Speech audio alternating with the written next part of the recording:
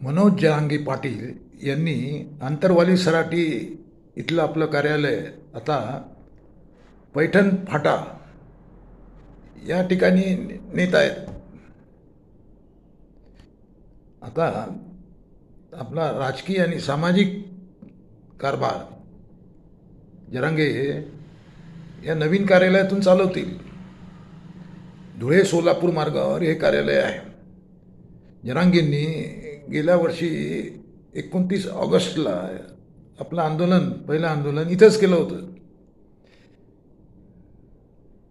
आणि पुन्हा ते इथे आले आहेत. कारण आंतरवाली सराटीमध्ये प्रचंड गर्दी होते आहे. आंदोलनाला प्रचंड रिस्पॉन्स आहे आणि आता अखेरचे दिवस आहेत. त्यामुळे जरांगेंनी आपलं नवीन कार्यालय नव्या जागी हलवलं आहे.